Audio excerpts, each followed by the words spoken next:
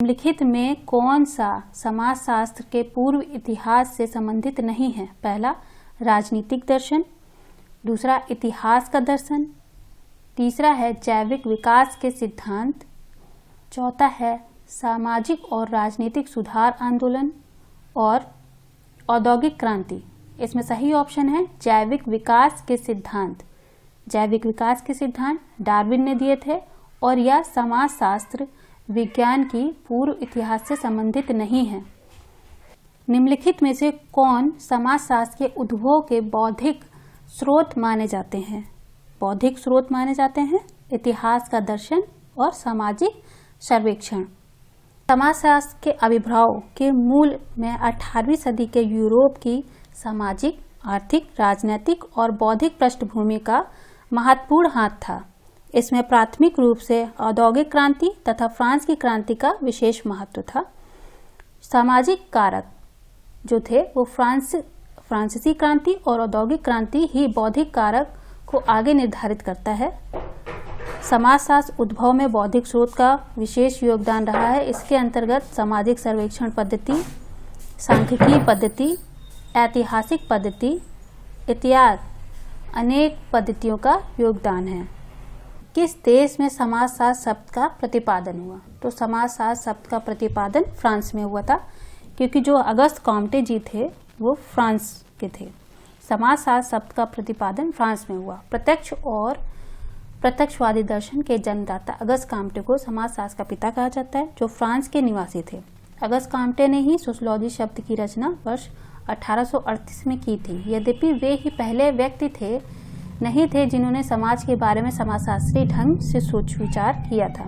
इसके पूर्व Saint Simon, जो उनके गुरु थे, वे भी इसी ढंग से समाज के बारे में सोच विचार कर रहे थे।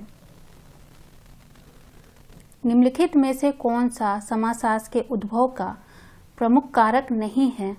तो इसमें औद्योगिक क्रांति जो थी 18वीं शताब्दी में हुई थी, ये तो ठीक है।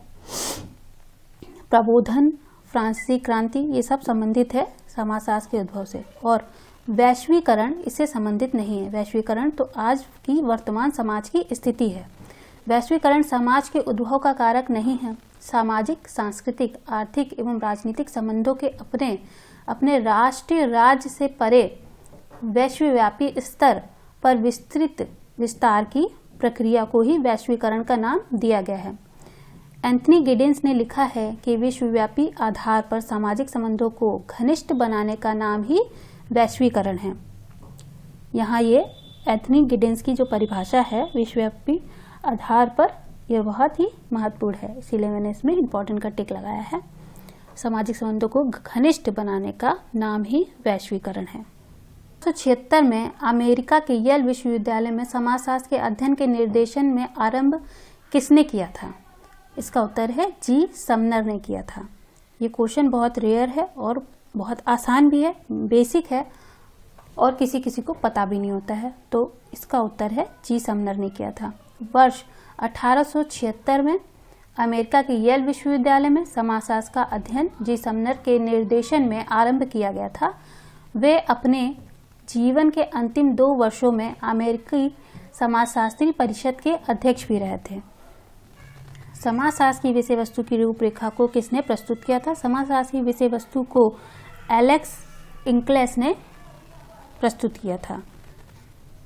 इन्होंने अपनी पुस्तक व्हाट इज सोशियोलॉजी 1965 में जो प्रकाशित हुई थी, में समाजशास्त्र को सही तरीके से परिभाषित करने के लिए ये उपागम है: ऐतिहासिक उपागम, अनुभाविक उपागम, विश्लेषणात्मक उपागम। मोटोमोर के अनुसार समाजशास्त्र 3 सोपान से बना हुआ। ये 3 सोपान क्या हैं?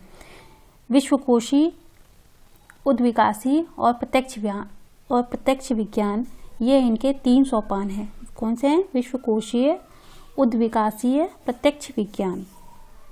टीबी बोटोमोर के अनुसार ये 3 सोपान हैं। बोटोमोर पूंजीवाद और समाजवाद दोनों के अपने अध्ययन एवं विश्लेषण के लिए जाने जाते हैं। एक लेखक एवं संपादक के रूप में टॉम बोटोमोर ने मार्क्सवाद और मार्क्सवादी समाजशास्त्र की महत्वता को समाजशास्त्रियों को समझाने में महत्वपूर्ण भूमिका अदा की है। उन्होंने मार्क्सवाद और पूंजीवाद पर ढेर सारा लिखा है, जो नीचे दी गई उनकी कृतियों की सूची में स्पष्ट है। मार्क्सवाद के अतिरिक्त समाज में अभिजनों की भूमिका का भी सूक्ष्म विश्लेषण किया है। आज की वीडियो में इतना ही। धन्यवाद।